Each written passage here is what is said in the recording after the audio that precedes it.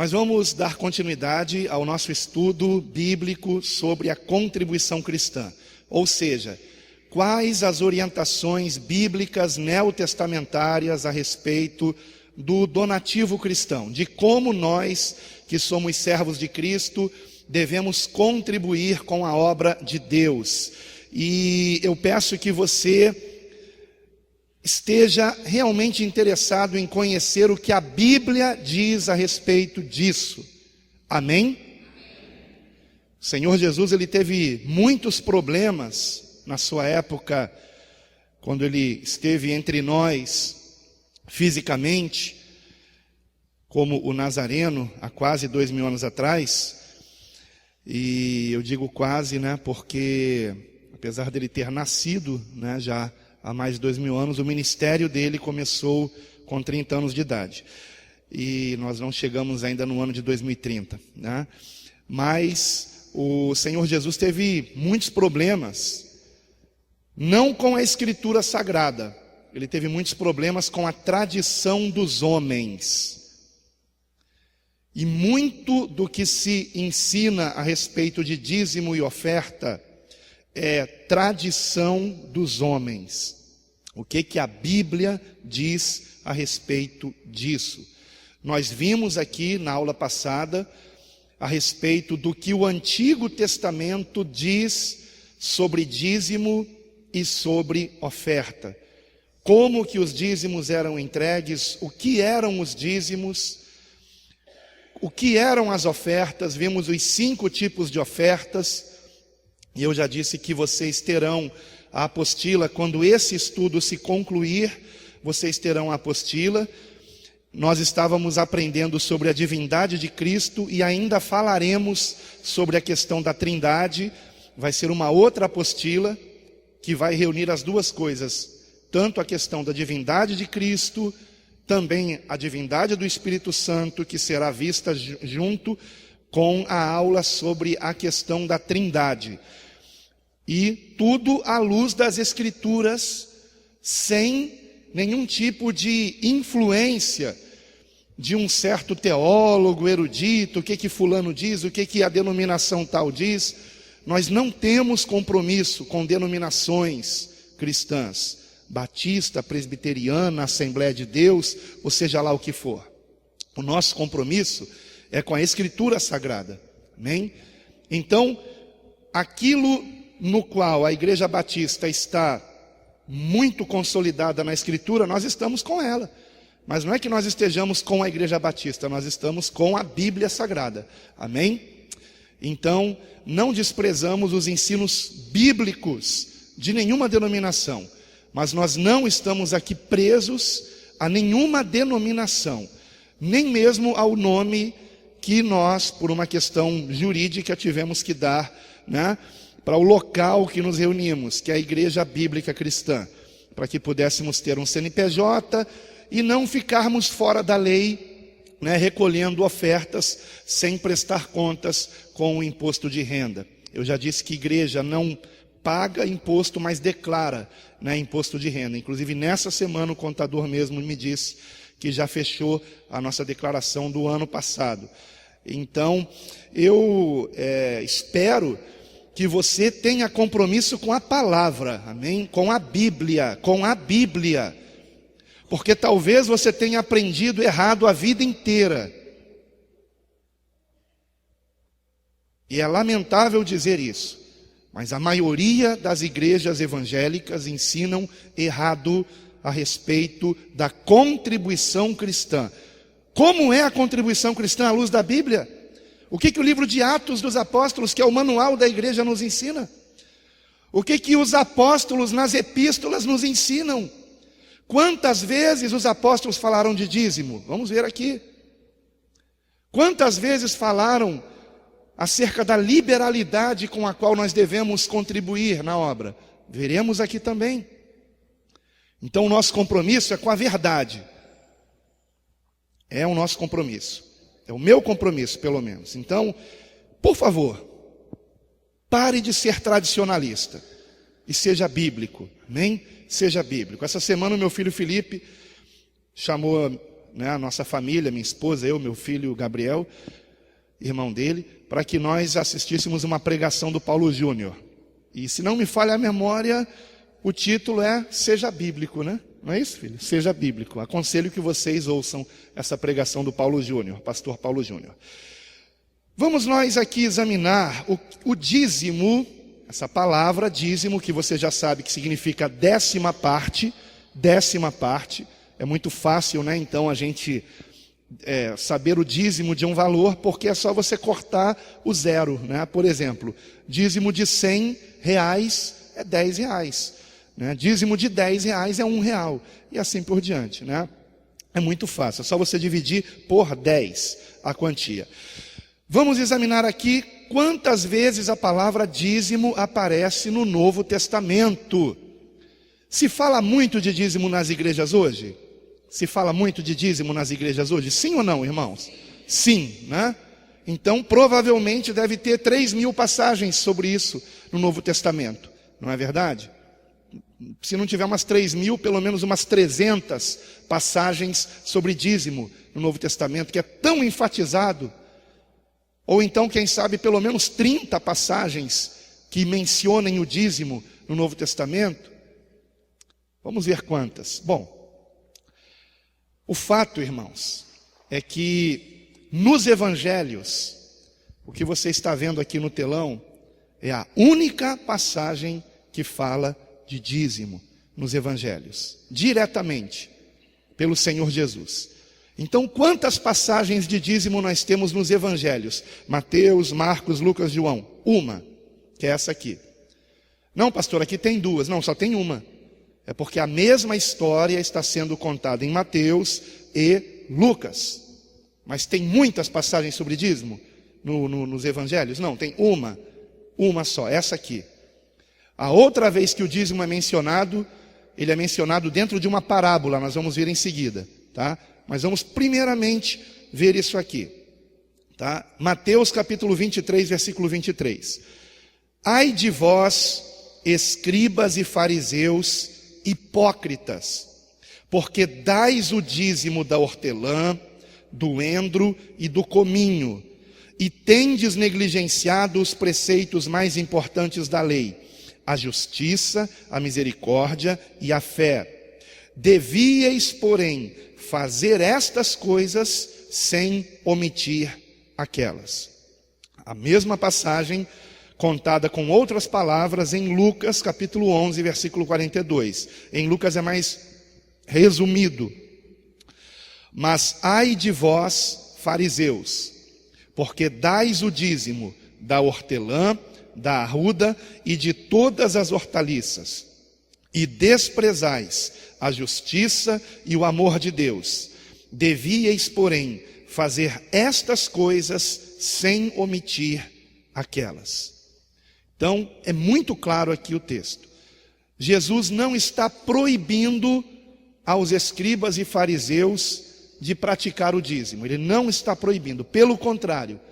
Ele está dizendo, vocês deviam fazer estas coisas, ou seja, dar o dízimo, praticar o dízimo, ser obediente à lei de Moisés, que vocês seguem, mas não devem se esquecer dos principais preceitos da lei, não devem se esquecer da justiça e do amor de Deus, que em Mateus é dito como a misericórdia e a fé. Então, o Senhor, Ele não está aqui nesse texto proibindo o dízimo, tá? O dízimo é proibido eu dar o dízimo, então? Ele não está proibindo. Ele não está dizendo, Ele não concluiu dizendo, vocês não deveriam fazer estas coisas, vocês só deveriam fazer estas coisas e omitir aquelas. Não, Ele não disse isso. Ele disse, vocês devem fazer estas coisas, justiça, misericórdia e fé, sem omitir aquelas, ou seja, o dízimo da hortelã, do endro, do cominho, das hortaliças, enfim, né? Por que hortelã, endro, cominho? Vimos na aula passada. O dízimo era dado em alimento, ou era dado através de sacrifícios de animais, dependendo se o israelita era um agricultor ou se ele era um pecuarista, vamos colocar dessa maneira, né? Então, o texto bíblico aqui não proíbe a prática do dízimo. Ok, meus irmãos? Jesus está proibindo o dízimo aqui, sim ou não? Não está proibindo, tá? Não está proibindo. Então, em primeiro lugar, eu queria pontuar isso aqui. Porém, será que isto significa que o dízimo deve ser obrigado para os discípulos de Cristo, como nós que somos gentios, não israelitas, não judeus, não seguidores dos preceitos da lei de Moisés, porque esta é a verdade, nós não seguimos os preceitos da lei de Moisés? Ou será que alguém aqui circuncida o filho, né, quando nasce? Ou alguém aqui é circuncidado? Se for circuncidado, tenho certeza que não é por causa da lei de Moisés, mas por causa de algum probleminha que houve e precisou passar por essa cirurgia, né? Então, esse é o ponto, irmãos, né? Nós não podemos ir além do texto e concluir que o Senhor estivesse ordenando a prática do dízimo para os seus discípulos. Jesus estava falando com quem? Não, obrigado. Jesus estava falando com quem? Com os escribas e fariseus. Vamos ver o contexto? Veja na sua Bíblia, Mateus capítulo 23, é o capítulo que nós lemos aqui. Veja comigo Mateus capítulo 23, vamos voltar aqui um pouquinho, né? Ele está falando com os discípulos a respeito dos escribas e fariseus. E veja o que ele diz. Na cadeira de Moisés se assentaram, versículo 2, podemos ver o 1 também. Então falou Jesus às multidões e aos seus discípulos. Na cadeira de Moisés se assentaram os escribas e os fariseus. Fazei e guardai, pois, tudo quanto eles vos disserem, porém não os imiteis nas suas obras, porque dizem e não fazem. A questão é, isso é para hoje?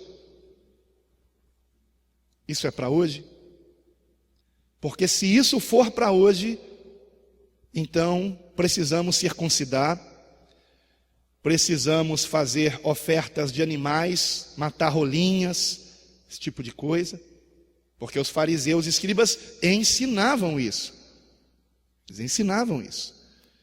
Então, se Jesus está dando uma orientação para nós, e não apenas para os judeus da sua época, então nós temos que aprender tudo o que os escribas e fariseus ensinavam, inclusive o dízimo, e praticar o dízimo.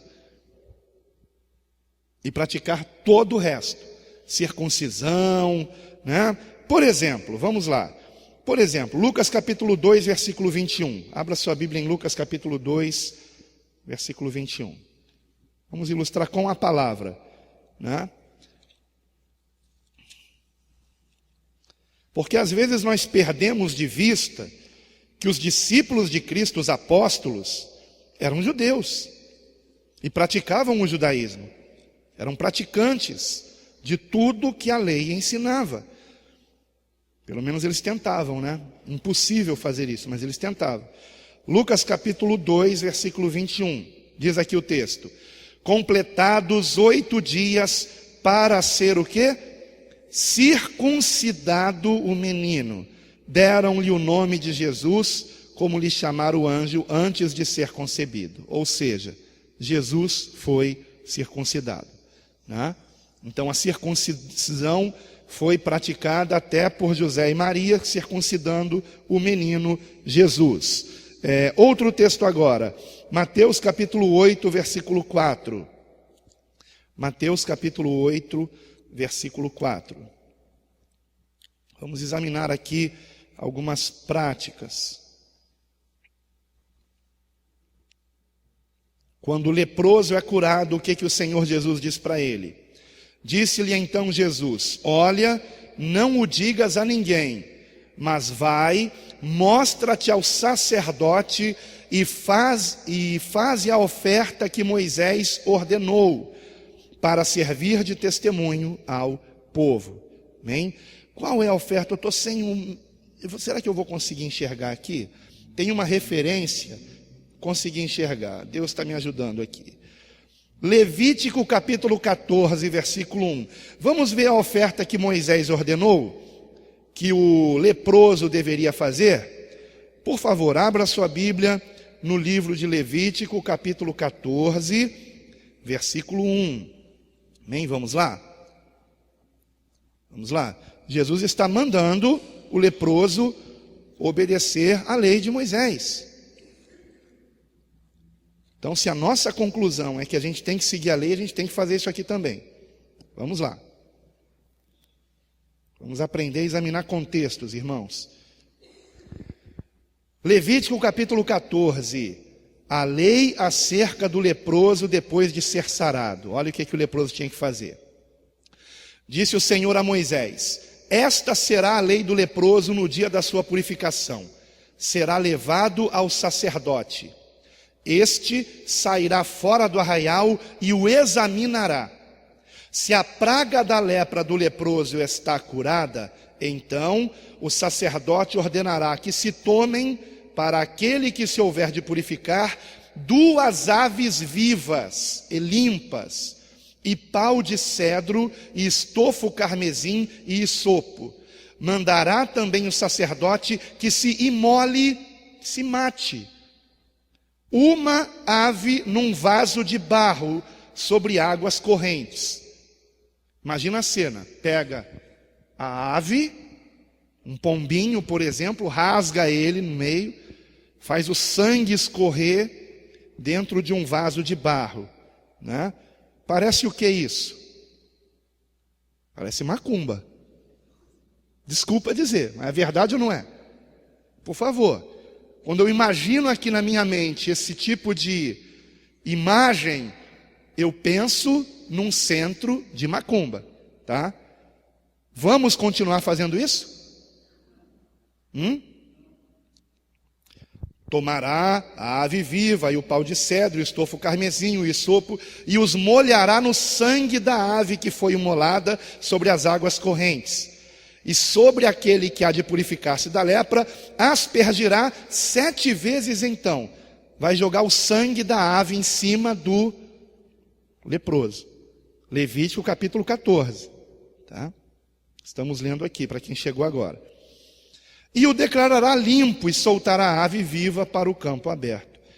É importante dizer, irmãos, que todos esses sacrifícios do Antigo Testamento simbolizavam o Senhor Jesus, que deu fim a tudo isso, irmãos, a todo este processo sacrificial, penoso, porque quem ama os animais como eu, embora eu seja um pouco hipócrita, eu ainda como carne, né? Hipocrisia, mas eu não posso ver um bichinho morrendo. Se eu ver o bicho morrendo, eu não vou comer aquela carne de jeito nenhum, né? Eu não posso nem pescar, porque na hora que o bicho começa a debater, eu jogo de volta na água. Não consigo ver o bichinho morrendo. Então, olha, imagina, isso tudo era para causar nas pessoas uma comoção, né? Sabe, poxa, por causa do meu pecado, aquele bichinho teve que morrer. Entende? Por causa do nosso pecado, o Senhor Jesus teve que morrer na cruz. Então ele deu fim. A Epístola aos Hebreus é bem clara em relação a isso. Jesus é o fim de todo esse processo sacrificial do Antigo Testamento, que apontava para ele. Amém, queridos? Então, voltando ao texto de Mateus, nós vemos que o contexto, ele já começa dizendo, desde o seu início, o Senhor já começa dizendo que os judeus que o estavam ouvindo ali, aquela multidão e os seus discípulos, deveriam deixar de ser hipócritas. Porém, ele estava também dizendo que os escribas e fariseus eram hipócritas. Eles ensinavam uma coisa e faziam outra. Então, por exemplo, eles focavam muito a questão do dízimo, porém, negligenciavam o mais importante da lei: a justiça, a misericórdia, a fé, o amor de Deus, né? Então, o Senhor proibiu de dar o dízimo? Não proibiu. Mas se nós quisermos abraçar o dízimo aqui como ordenança, escute, eu não estou falando voluntariedade, eu estou falando sobre ordenança. Ninguém é proibido de praticar o dízimo. Eu costumo dizer que o dízimo é o mínimo que nós devemos contribuir, não menos do que isso. Agora, devemos ensinar isso como obrigatoriedade? Essa é a questão. Porque se nós quisermos abraçar o dízimo, que fazia sim parte da lei. Ah, pastor, mas antes da lei também foi entregue. Vimos na aula passada, foi sim, por Abraão e Jacó, mas voluntariamente, porque quiseram fazê-lo. Foi algo voluntário. Como foi dado o dízimo antes da lei? Voluntariamente. Como deve ser dado o dízimo hoje? Voluntariamente. Não por imposição. Não por constrangimento. Não por interesse, ó, é um toma lá, dá cá. Sabe? Então, se quisermos aplicar o dízimo como ordenança, então a gente tem que aplicar o versículo 3 também. Mateus 23, versículo 3. Fazei e guardai, pois tudo, não é só o dízimo, tudo quanto eles vos disserem. Eles quem? Os escribas e os fariseus. Inclusive pegar as rolinhas, matar, aspergir o sangue em cima do corpo. Tudo, eles ensinavam isso. Eles faziam isso. Jesus mandou o leproso fazer isso, como ensinava Levítico capítulo 14. Então, eu não tenho a menor dúvida de que o que eu estou dizendo aqui vai na contramão da tradição cristã. Porque o que fez a tradição cristã? Ela continuou praticando coisas do Antigo Testamento, que em Cristo foram abolidas em Cristo. Mas só pratica o que convém, e aquilo que não convém é colocado de lado. Então, irmãos, eu não quero ser achado um hipócrita, sabe? O dízimo convém, eu vou ensinar. Matar pombinho não convém, eu não vou ensinar. Essa é a questão. Então, qual é o meu compromisso? É com a palavra, irmãos. Agora, como eu disse para vocês, nós vimos aqui que há uma única passagem que Jesus menciona o dízimo diretamente, dizendo que deve ser praticado, porém, o texto é bem claro, é o mesmo texto, é bem claro, Mateus capítulo 23, que o Senhor estava falando aos judeus de sua época, antes da sua morte sacrificial na cruz do Calvário, antes da ressurreição, antes do dia de Pentecostes. Agora, o dízimo continua sendo praticado pelos cristãos? Se ele tivesse continuado sendo praticado pelos cristãos, o livro de Atos mostraria isso claramente. Se ele tivesse sido praticado pelos cristãos gentios, a maioria das epístolas que foram escritas para nós gentios, nos ensinaria a respeito disso, nos falaria a respeito disso. Mas o que foi que os apóstolos disseram a respeito de contribuição cristã nas epístolas? Como é que os cristãos praticavam a contribuição no livro de Atos? Vamos examinar a Bíblia. Repito, o seu compromisso é com a tradição. Tem gente que fica zangada quando eu falo a verdade, porque aprendeu a vida inteira que o dízimo é obrigado. E de repente, quando descobre que não é, esse é o grande teste para a sua vida. Você vai continuar dando por amor Ou você só obedece quando é mandado?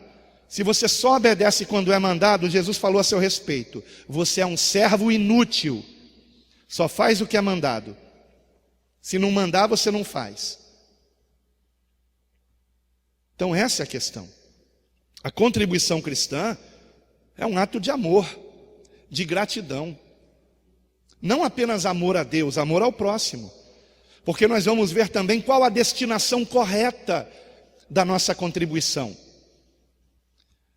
O que nós damos voluntariamente, nós damos a quem, e esse quem tem que fazer o quê com esse dinheiro? Enriquecer a si mesmo? Comprar propriedades para si mesmo? Cabeças de gado? Tem um aí que se diz apóstolo que tem fazendas, cabeças de gado, com dinheiro do quê? Dos dízimos e ofertas que ele cobra na sua igreja. Aliás, ele cobra até o trízimo.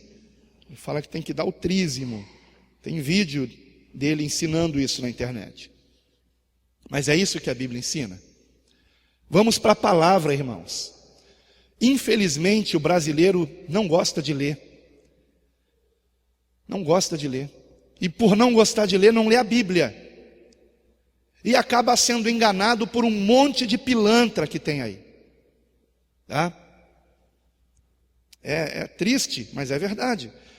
Eu poderia continuar abrindo aqui outros textos que mostram, como Marcos 1:44, Lucas 2:24, Lucas 5:14, que são também ordenanças a respeito da lei que nos evangelhos foram praticadas. E o dízimo foi uma delas, né?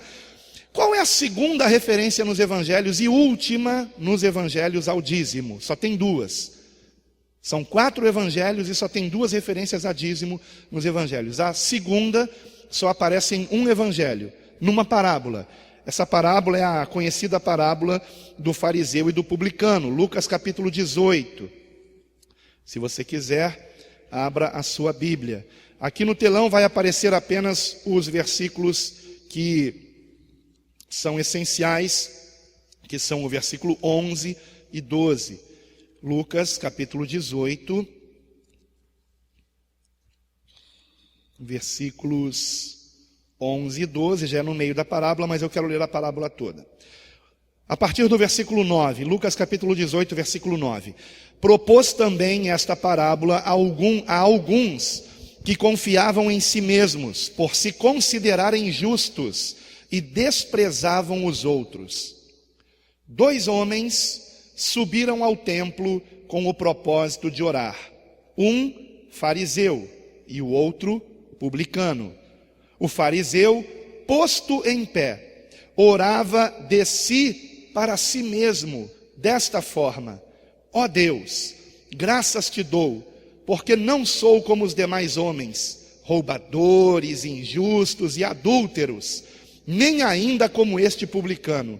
Jejuo 2 vezes por semana e dou o dízimo de tudo quanto ganho. O publicano, estando em pé, longe, não ousava nem ainda levantar os olhos ao céu, mas batia no peito, dizendo: ó Deus, sê propício a mim, pecador. Digo-vos que este desceu justificado para a sua casa, e não aquele, porque todo o que se exalta será humilhado, mas o que se humilha será exaltado. Amém? O foco da parábola é o dízimo? Não. O foco da parábola são as pessoas que confiam em si mesmas e se exaltam, e o Senhor usou o dízimo como uma das práticas judaicas que aquele fariseu se orgulhava de fazer. E usou o jejum também. Eu pratico o jejum, mas faço isso para aparecer? Não. Nós vemos no livro de Atos e nas epístolas a prática do jejum. Eu já ensinei sobre isso aqui. No entanto, não era feito para se aparecer e nem era feito obrigatoriamente, era feito voluntariamente, era feito de coração, amém? Era feito de coração. Então, a prática do dízimo, da mesma forma, ninguém está proibido de fazê-lo, irmãos. Não é porque você ouviu este ensinamento hoje que você que pratica o dízimo agora deve parar de praticar. Você não deve parar. Mas eu repito a você, você não está preso ao dízimo. Querido, sabe o que eu penso? Que o ensino errado do dízimo na igreja cristã foi uma armadilha para a igreja cristã. Talvez até de Satanás. Porque quando eu leio o livro de Atos, eu vejo os cristãos dando muito além do dízimo. Indo além, compreende? Qual era a mentalidade cristã? A de Cristo. Tudo é de Deus. Eu fico apenas com o que eu preciso para sobreviver. E todo o resto eu entrego liberalmente na obra missionária, na obra evangelística. Qual é a coisa mais importante do mundo? A salvação. É a salvação. Então qual é o meu prazer? É pegar o fruto do meu suor e investir na salvação de vidas, para quem é convertido. Só que aí a pessoa aprende errado. Quando você recebeu o seu dinheiro, você dá 10% e fica com 90%. Aí a pessoa fica presa naquilo, ela já aprende errado. Quando na realidade, tudo é de Deus. Como é que tem que ser ensinado? Olha, o seu dinheiro não é seu. Nada dele é seu. Você morreu para esse mundo. A sua vida está escondida em Cristo. Todo o seu dinheiro é do Senhor.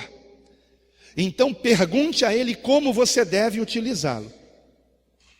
E eu tenho certeza que se você realmente tem intimidade com Deus, o Senhor vai ensinar você a ser liberal na sua obra, a não ser avarento, a não ser mesquinho, a não ficar contando 10%, não dá nem mais um centavo. Seja liberal. Se desprenda disso em nome de Jesus.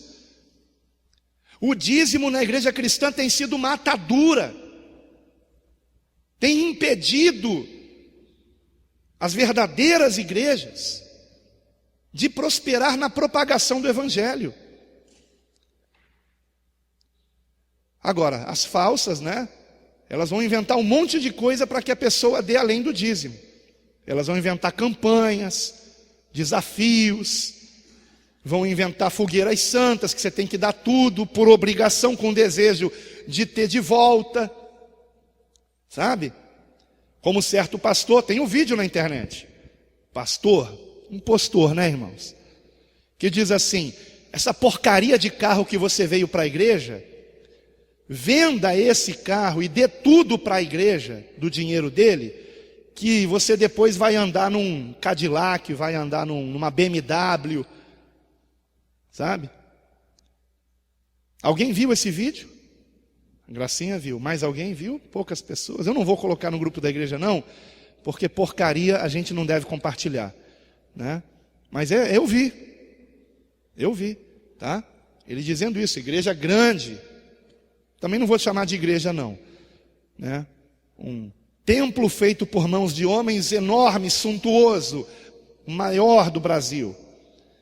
E o cara dizendo lá: você veio de carro para a igreja? Aquela porcaria de carro que você tem, venda e traga para a igreja, e aí você vai, sabe? É isso que ele... absurdo.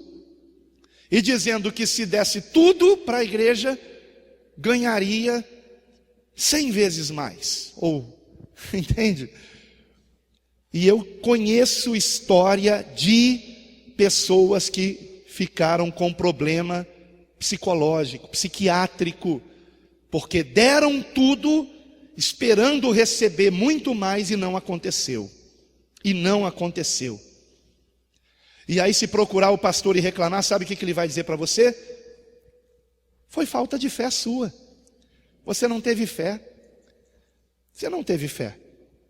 Se você tivesse fé, pastor, mas eu dei, eu preciso de volta. Problema seu, você deu, não deu agora?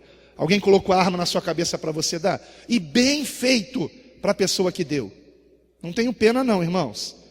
Não deu por interesse, não deu por ganância. Não tenho pena, irmãos. Essas pessoas se merecem. Quem é que cai no conto do vigário? Quem tem olho grande, né? E está cheio de vigarista atrás de púlpito. Senhor Jesus, me ajuda, Senhor. Vamos para a última referência ao dízimo. Opa, peraí, última? Como é que pode? Não eram 3.000 no Novo Testamento? 300 pelo menos. 30? Não, pastor, pelo menos 10 referências ao dízimo deve ter no Novo Testamento. Não, 3. Só tem 3. Já vimos 2, vamos ver a última agora. O livro de Atos não tem nada sobre dízimo. 0. Não menciona esse nome. E só tem uma epístola que menciona dízimo. A epístola aos Hebreus. Não é por acaso, né? Hebreus, capítulo 7. Você pode ler todo o capítulo 7. Eu vou ler aqui apenas os 10 primeiros versículos. Nós já falamos sobre Melquisedeque na aula anterior, que foi para quem Abraão deu o dízimo. Antes mesmo de o Senhor mudar seu nome para Abraão, ainda se chamava Abrão, mas aqui o texto já o chama de Abraão. E assim nós vamos examinar o que o autor da epístola aos Hebreus, que não sabemos quem é, né? Alguns acham que foi Paulo, mas eu não acredito que tenha sido Paulo. Outros dizem que pode ter sido Lucas. Outros dizem que pode ter sido Barnabé. Outros dizem que pode ter sido Apolo.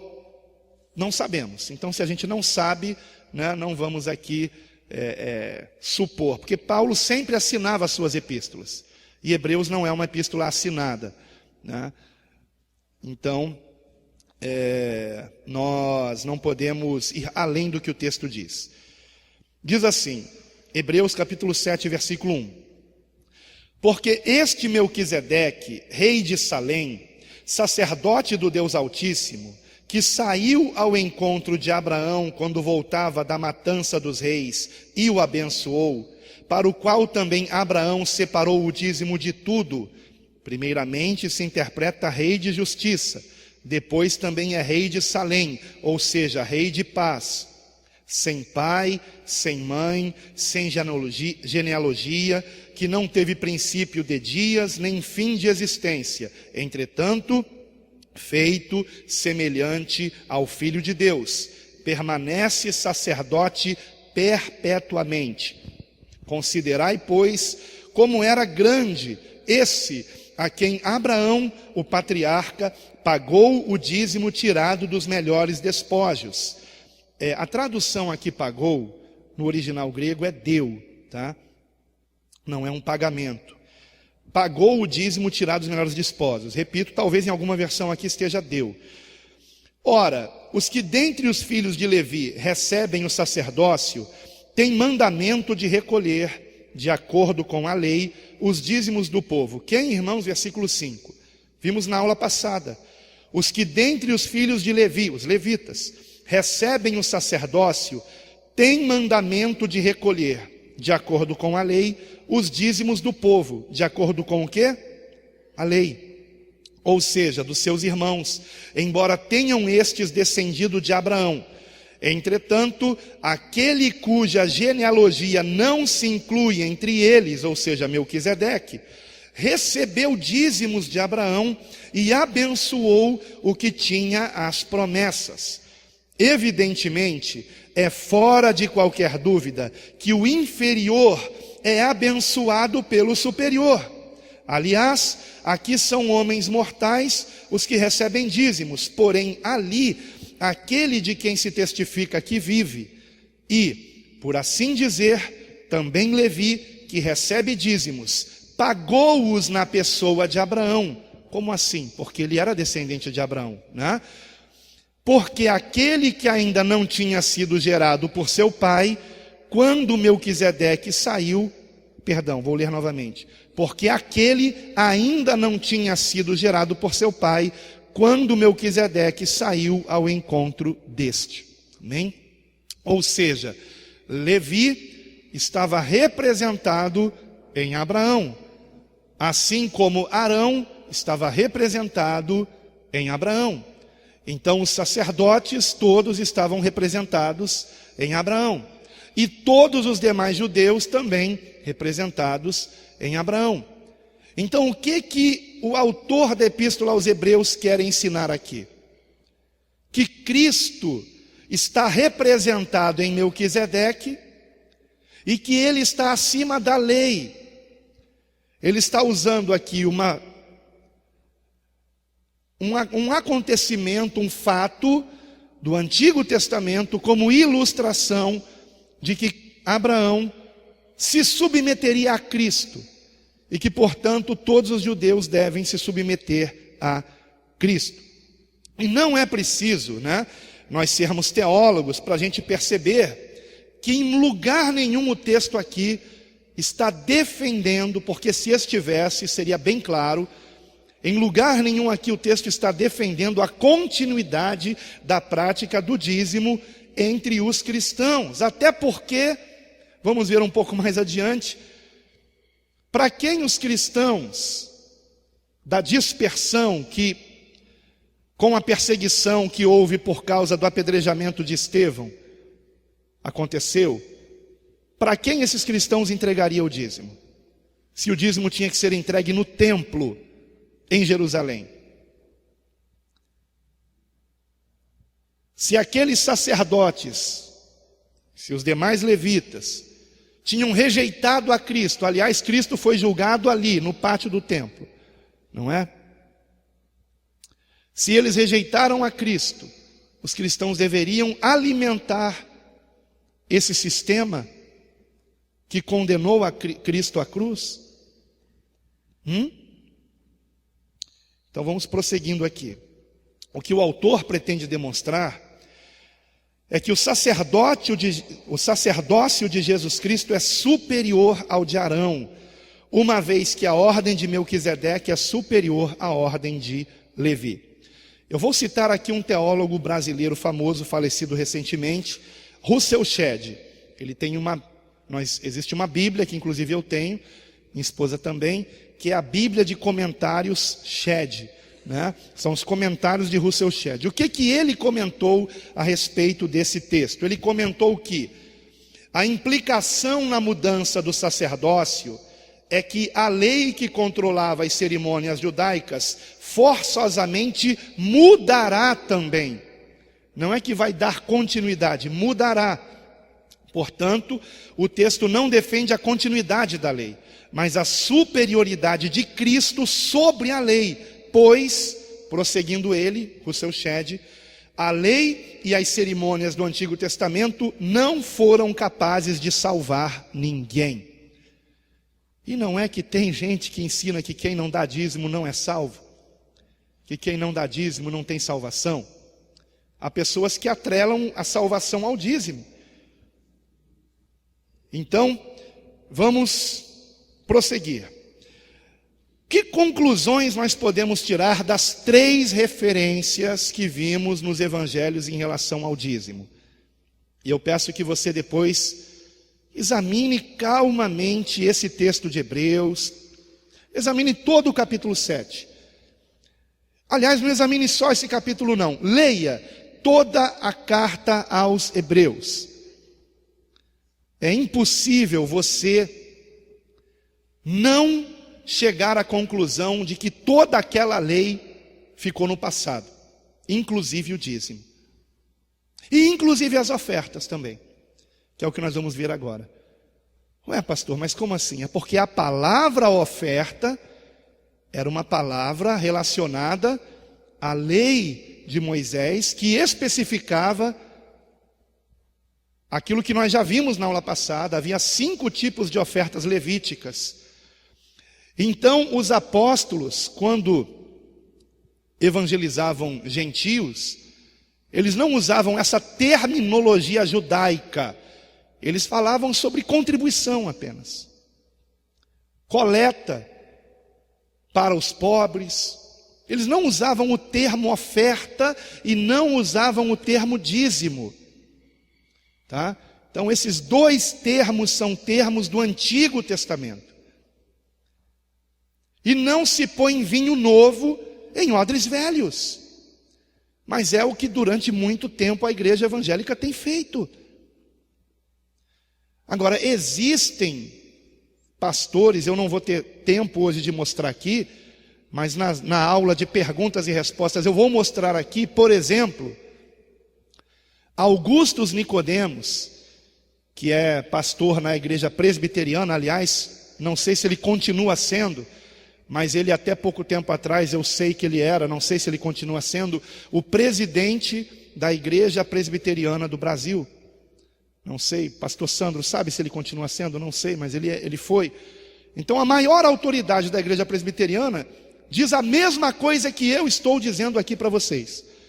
Eu tenho um vídeo dele, agora interessante é o seguinte, eu vi esse vídeo, baixei esse vídeo, ele falando exatamente o que eu falei aqui, e hoje você não acha mais o vídeo na internet.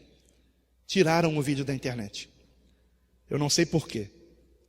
Ou será que eu sei? Eu desconfio.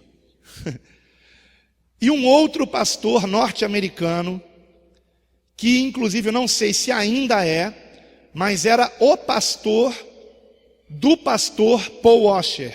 Quem já ouviu falar em Paul Washer aqui? Amém? Esse pastor se chama Tim Conway.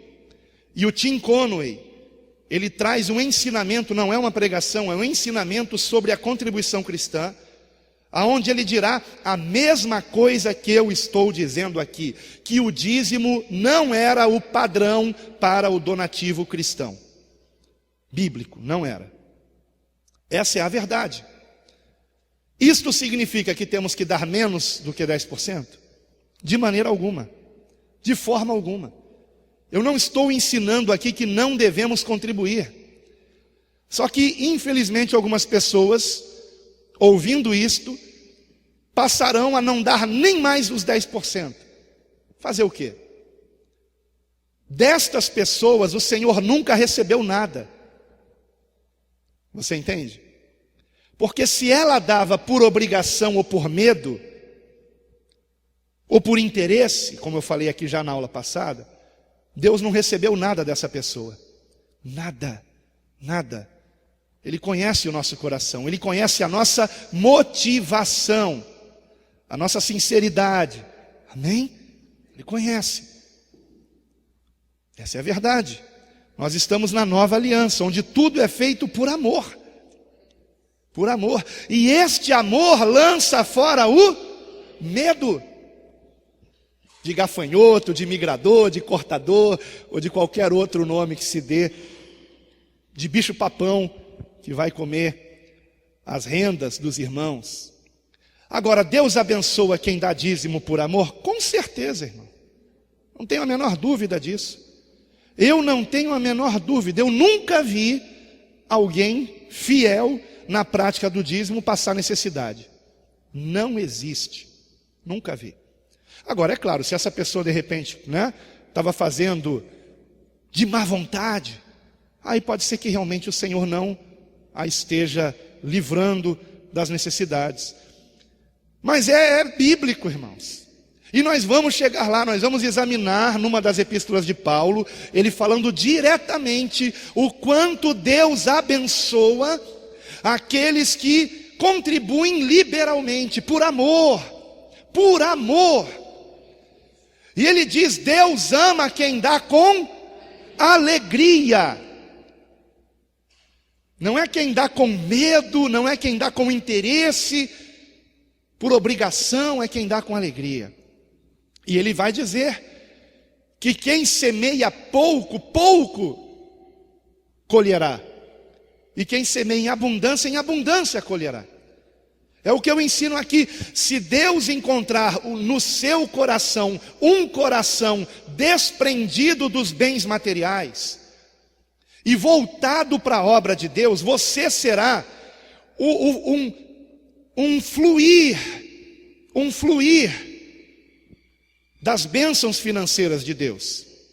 O Senhor vai te dar cada vez mais, porque Ele sabe que através de você esse dinheiro vai chegar na sua obra. Entende? É exatamente assim. Exatamente assim.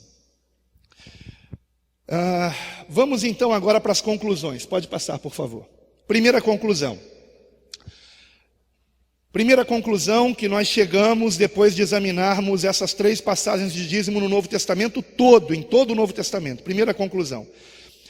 A primeira conclusão que chegamos é que há uma escassez de referências ao dízimo no Novo Testamento. Isso é evidente. Não é incrível isso? Se fala tanto de dízimo na igreja evangélica contemporânea, mas só existem 3 passagens sobre dízimo no Novo Testamento. E é como eu disse aqui, o dízimo, ensinar sobre o dízimo é um tiro no pé, é uma armadilha, é uma falta de fé do pastor, do bispo, do apóstolo, porque ele não confia que a verdade das Escrituras, que é o que eu estou passando para vocês hoje aqui, tem um efeito muito maior no coração de um cristão do que a continuidade de uma prática do Antigo Testamento que foi abolida na cruz. Uma ordenança da qual nós estamos livres para dar muito mais do que isso, entende? Muito mais. Aí a pessoa ensina, incute na mente dos irmãos os 10%, e a pessoa só dá os 10%. Só dá os 10%. Então acaba sendo um tiro no pé. Acaba sendo uma armadilha para a própria igreja. E aí o pregador ganancioso, que não confia na obra do Espírito Santo, que traz liberalidade aos corações, ele precisa inventar um monte de campanha, um monte de coisa para tirar dinheiro das pessoas, mas não para a verdadeira obra de Deus, mas para a sua pequena empresa, que às vezes se torna uma grande empresa, né? Alguns até já disseram, pequenas igrejas, grandes negócios, né? Triste dizer, irmãos, mas existem igrejas, eu não acho que são igrejas, né? São clubes que o foco é o dinheiro. Então há uma escassez. Então, como vimos, irmãos, há somente 3 passagens que mencionam o dízimo no Novo Testamento todo. Nos 27 livros do Novo Testamento, há somente 3 passagens que mencionam o dízimo, e nenhuma delas orienta os cristãos a fazê-lo. Esta é a verdade. Segunda conclusão. O silêncio sobre o dízimo no livro de Atos. Não é estranho esse silêncio? O livro de Atos mostra a prática cristã. Como viviam os primeiros cristãos. Nós vamos examinar isso na 3ª aula, porque não vai dar para a gente examinar isso hoje. Irmãos, é como eu prometi aqui e vou cumprir a promessa se Deus me der vida para isso. Nós vamos examinar aqui todas as passagens bíblicas que mencionam a contribuição cristã. Já vimos todas que mencionam o dízimo. Todas. Agora vamos ver as que... Já vimos todas sobre oferta também no Antigo Testamento, e vamos ver agora todas no Novo Testamento. Vimos já nos Evangelhos. Mas vamos ver também como que se contribuía na obra de Cristo. Cristo cobrava dízimo, será? Oferta. Que lhe trouxessem, né, bois, hortaliças, ovelhas. Não. Nós vamos ver tudo isso aqui, amém? Então é muito importante que a gente não tenha pressa, tá? Porque é extenso, mas vale a pena. Há um silêncio sobre o dízimo no livro de Atos. Se a regra para a contribuição cristã fosse o dízimo, certamente o livro de Atos mencionaria tal prática. No entanto, nada é dito sobre o dízimo em todas as passagens que mencionam os cristãos contribuindo para com a igreja apostólica. E nós vamos ver aqui, passagem por passagem, como que os cristãos contribuíam. Vamos ver, por exemplo, aquela conhecida passagem que começa falando de Barnabé, que vendeu uma propriedade e trouxe toda a quantia para ajudar na obra que os apóstolos estavam executando, a obra de Deus. E veremos também Ananias e Safira.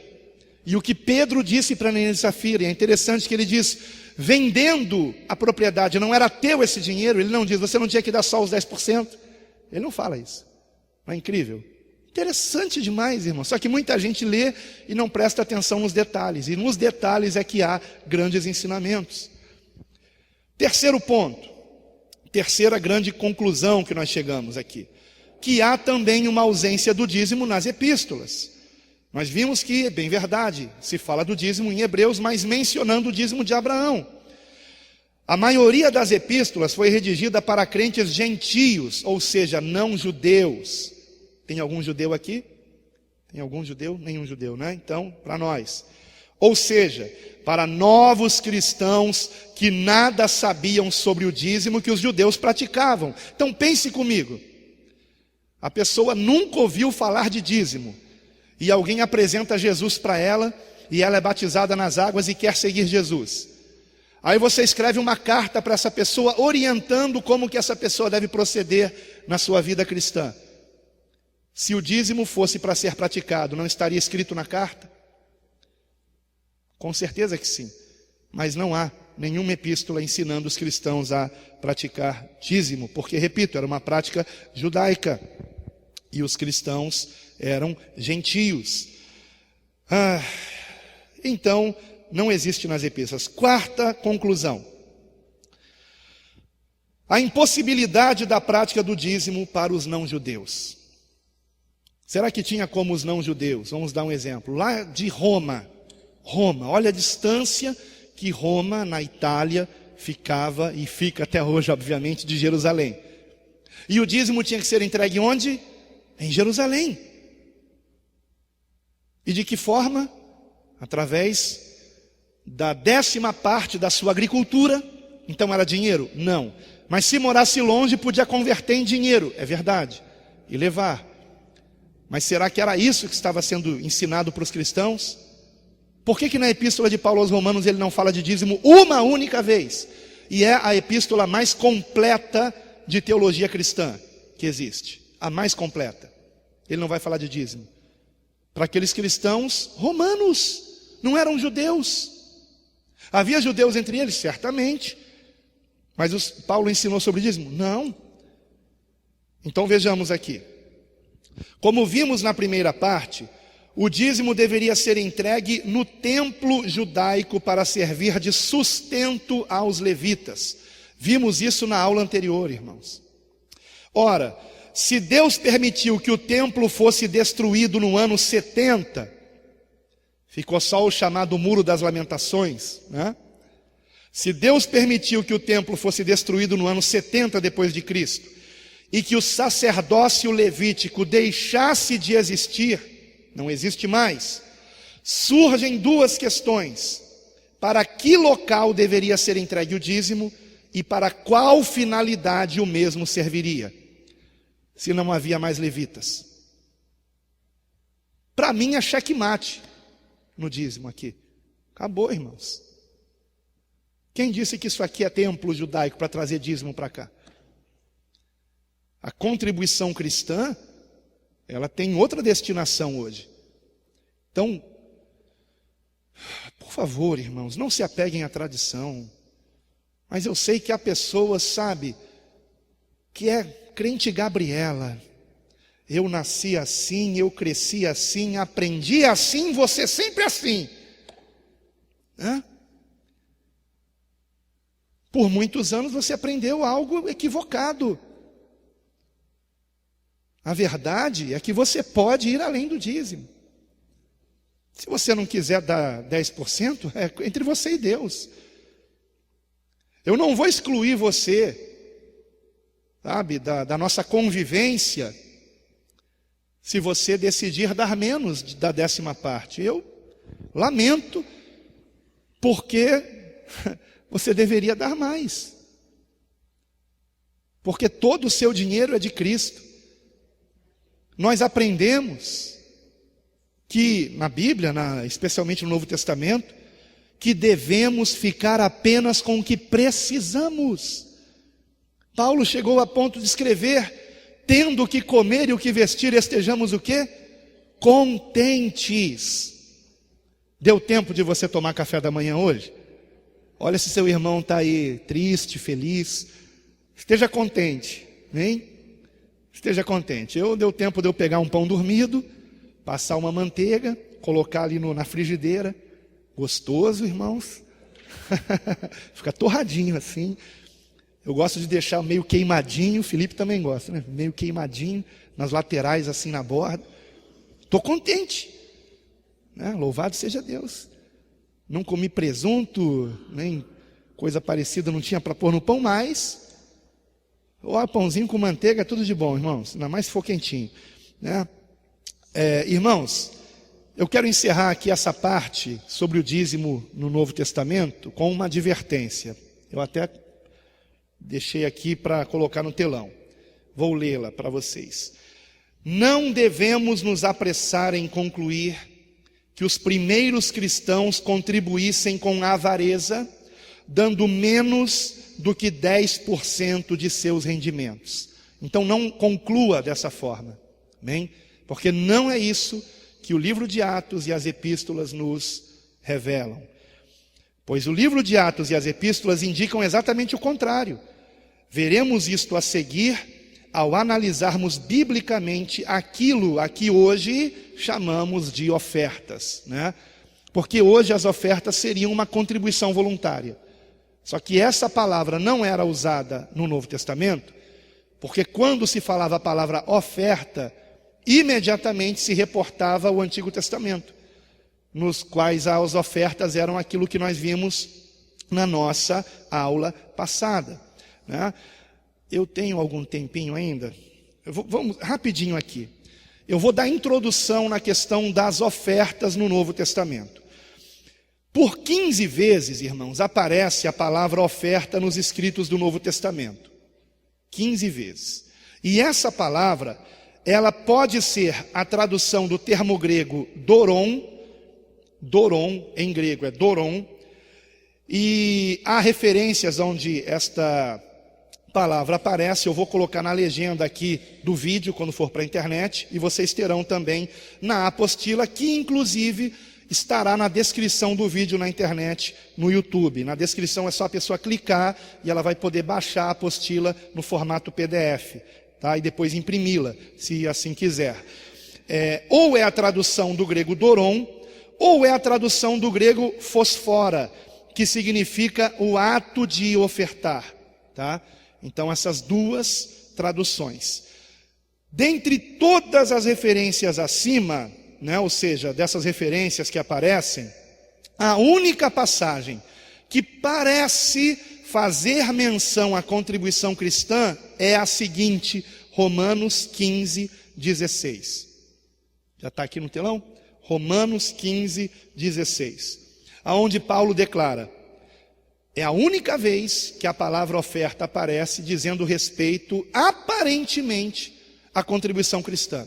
Em todas as outras passagens, a oferta significa aquela oferta do Antigo Testamento, tá? Nada tem a ver com entrega de dinheiro para contribuição cristã. Porque, repito, os cristãos não usavam o termo oferta para se referirem à contribuição na obra de Deus depois de Cristo. Romanos 15, 16 declara o seguinte, Paulo escrevendo: para que eu seja ministro de Cristo Jesus entre os gentios, no sagrado encargo de anunciar o evangelho de Deus, de modo que a oferta deles seja aceitável, uma vez santificada pelo Espírito Santo. Se você ler esse versículo fora do contexto, você vai pensar que Paulo está falando de dinheiro. Porque na mente cristã de hoje, do meio evangélico, a palavra oferta significa dinheiro. Mas não era isso que Paulo tinha em mente. Russell Shedd, né, o teólogo que eu já mencionei aqui, eu estou mencionando ele porque ele é um dos mais assim fáceis de se compreender, sendo ele naturalizado brasileiro. Na verdade não era, nem sei se ele se naturalizou, né, mas falava português. Sei que ele foi missionário na Bolívia, mas depois veio para o Brasil, onde aqui ficou. Russell Shedd, sobre essa passagem, na Bíblia Shed, escreveu o seguinte: os crentes gentios são, eles mesmos, a oferta aceitável a Deus, santificada pelo próprio Espírito de Deus. Então não está falando de dinheiro, está falando de todo ser. Amém? Então, irmãos, nesse mesmo capítulo, vejam que interessante. 10 versículos depois, Paulo vai falar sobre contribuição. 10 versículos depois. Mas ele não usa o termo oferta. Romanos 15, 26. Veja comigo, por favor. Romanos 15, 26 nos diz assim: porque aprouve a Macedônia e a Acaia levantar uma coleta. Ele não usa a palavra oferta. Levantar uma coleta em benefício dos pobres. Ué, não é em benefício do pastor, do bispo, do apóstolo? Não é em benefício da construção do mega templo? É em benefício dos pobres dentre os santos que vivem em Jerusalém. Nós vamos examinar isso aqui. A nossa contribuição, ela visa, em primeiro lugar, ajudar os próprios irmãos que estão passando necessidade. Irmãos, se sobrar alguma coisa e tiver alguém que não seja irmão em Cristo precisando, a gente ajuda também. Mas a prioridade é a igreja, amém? Paulo é bem claro nisso, quando declara primeiramente os domésticos da fé. E é o que está sendo feito aqui. Uma coleta em benefício dos pobres dentre os santos. Ué, santo pode ser pobre? Mas não é ensinado hoje que se o cristão for pobre, ele está amaldiçoado? É ensinado sim, irmãos. Eu já vi em programa de TV sendo dito isso. Que se o cristão está passando alguma carência, se ele não é rico, né? Se ele não é rico, se ele não come do melhor dessa terra, é porque ele está com alguma maldição na vida dele. Pode ser hereditária, pode ser alguma falta de fé da parte dele, para não ter se libertado, sabe? É o que é ensinado hoje, mas o texto aqui está falando de santos, santos. Nenhum de vocês, nem eu, a gente se sente à vontade usando essa terminologia, né? Sou santo. A gente costuma dizer, santo só Jesus. Quem já disse isso aí? Né? Mas Paulo chamava de santos os cristãos fiéis ao Senhor. Porque a palavra santo significa separado.